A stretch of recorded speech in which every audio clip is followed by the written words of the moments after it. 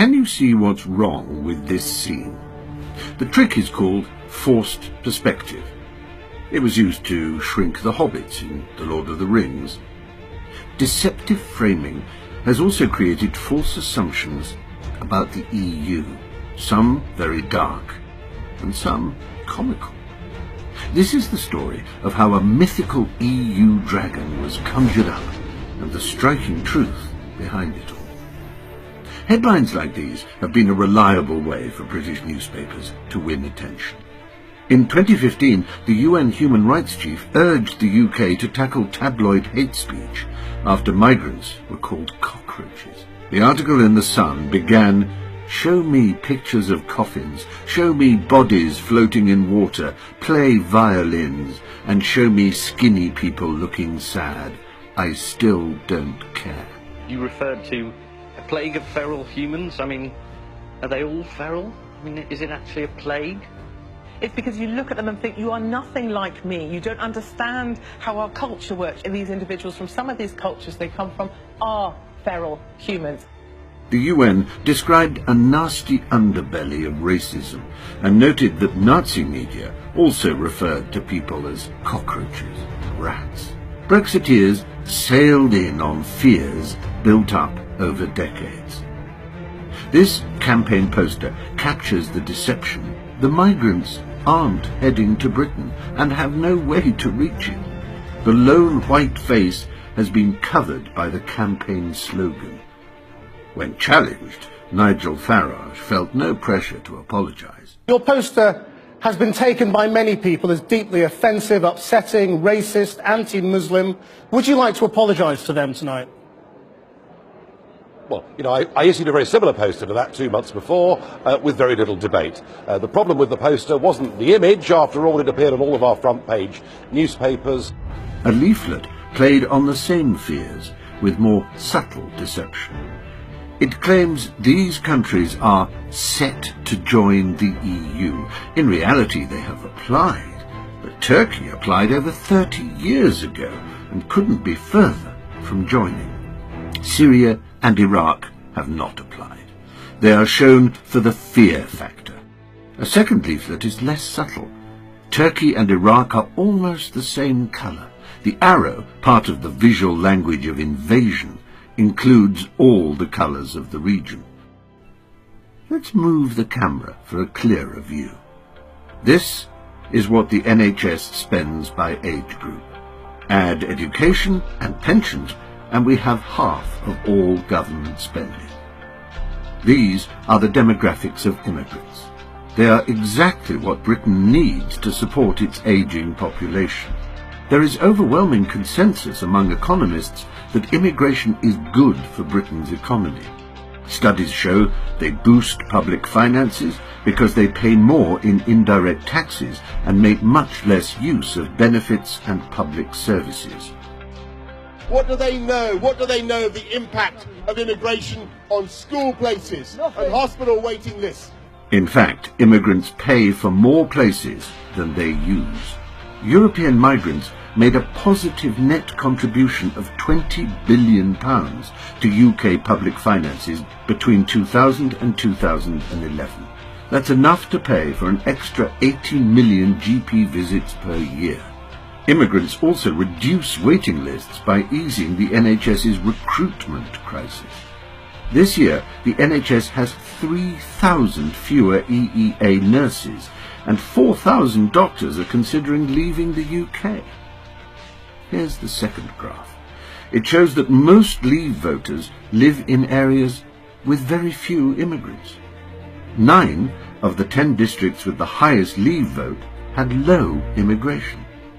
Lambeth in London, which recorded the highest Remain vote of 78%, saw a net annual influx of 4,598 immigrants, while Castle Point in Essex saw only 81 new immigrants. But 72% of people there voted Leave. At first, this might seem surprising, but it's a well-established trend that when we meet immigrants, we lose our fear of them. The illusion is broken. The UK media is the least trusted in Europe by some margin. Perhaps even more readers need to recognize the deception before things improve. The Leave campaign also drove fear of losing democratic control. We cannot hope to govern an independent nation. We cannot hope to have an independent democracy in this country as long as we are members of the EU. Since 1999, the UK has voted in favour of EU laws 95% of the time and against only 2%. In search of an example of losing control to the EU, Boris suggested that the EU banned odd-shaped bananas, a myth debunked over 20 years ago. You cannot sell bananas with abnormal curvature of the fingers. Other comical myths hardly need debunking. In his resignation letter, Boris pointed to a more serious example. He said, "If a country cannot pass a law to save the lives of female cyclists, when that proposal is supported at every level of UK government, then I don't see how that country can truly be called independent." The laws he refers to were in fact put forward by the EU and passed, despite some resistance among the UK government. Other EU achievements include taking sewage off bathing beaches, cheaper phone calls, fighting tax evasion by global companies, banning spam emails, and major breakthroughs in science and medicine through collaborative projects. But for Boris, the EU was like an alien force taking over Britain. Let's fight against the great complacent, glutinous armies of the establishment. We can win. We can win on June the 23rd. Campaign between now and June the 23rd. Take back control of our country. Vote Leave, and let's make sure that June the 24th is Independence Day. The framing of Boris and his colleague Jacob Rees-Mogg as fighting the establishment was also very forced. Jacob's father was the editor of The Times. In his own words, he was effectively born into the establishment. He is for fox hunting, against abortion under any circumstances, and personally delivered a Daily Express petition against foreign aid. But the message resonated with people who had suffered years of income stagnation while the rich had grown richer. The Leave campaign blamed this on immigration, but studies show immigration does not deflate wages, and the real causes are well established. The 2008 financial crisis and government policies criticised by the UN as failing to promote social mobility. People without degrees, perhaps feeling trapped at the wrong end of income inequality, were far more likely to vote Leave. Central London is the EU's richest region, and yet 30% of UK children live in poverty.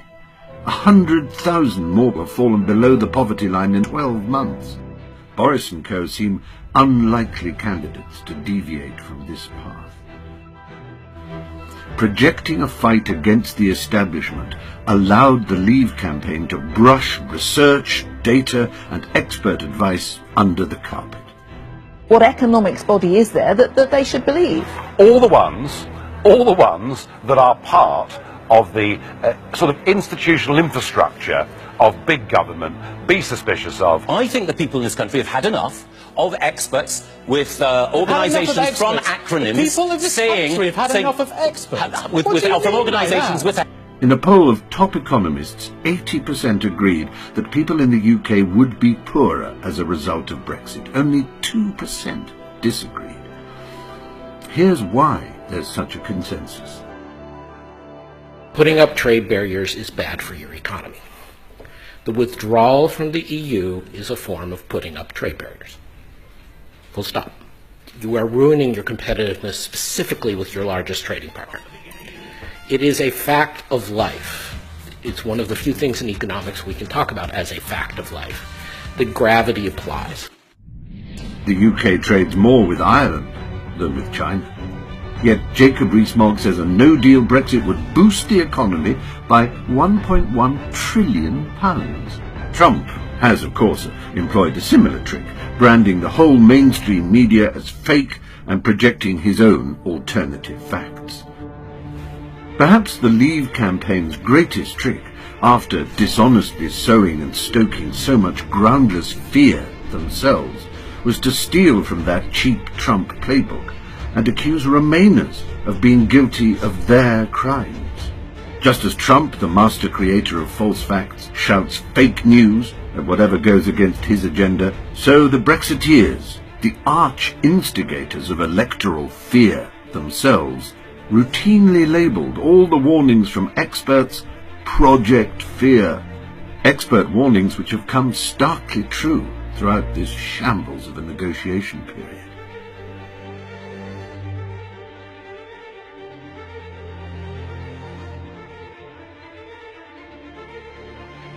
Project Fear. Project Fear. Project Fear.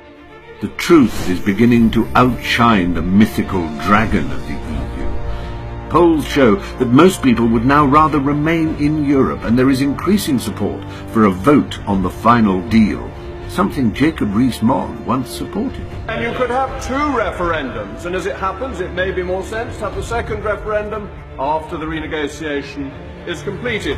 Should the will of the people change when they have clearly put their deal before them, would he respect that will of the people? If in 30 years' time the UK wants to rejoin, that would be a matter for the electorate then. But this result must be respected and it must be implemented. Perhaps in a final vote, facts would start to overcome fears. Wouldn't that be a win for informed democracy?